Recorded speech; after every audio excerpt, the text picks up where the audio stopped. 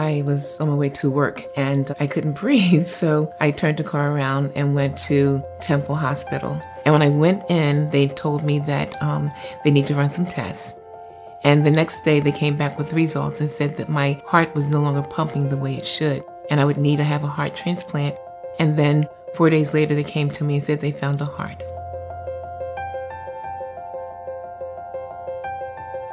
We met Theresa when she was having symptoms of heart failure, and she was advanced, meaning that medications were not working anymore. So she needed advanced therapies like a heart transplant or a heart pump.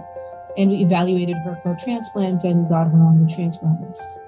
When I woke up, one of the nurses had come in and she said, "Theresa, did anyone let you listen to your heartbeat?" And I said, "No." She said, "Would you like to hear it?" And I said, "Yes." And she took out the stethoscope.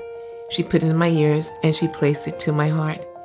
And I just started crying. I just started crying, overjoyed and overwhelmed because I could hear this heartbeat.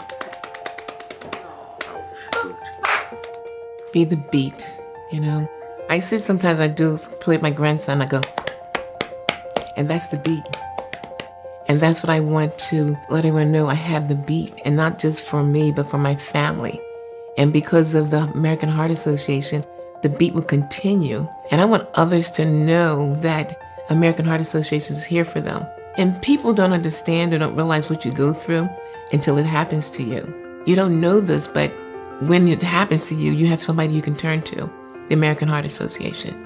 You know, I always ask my transplant patients, what is the one thing that you want to do? It's inspiring because it's the small things, like I just want to sleep in my bed. I just want to walk my dog. So it teaches us really kind of the real meanings of life and what's important and to focus on what's important. I cook, I go visit my family. I get to get out and enjoy life.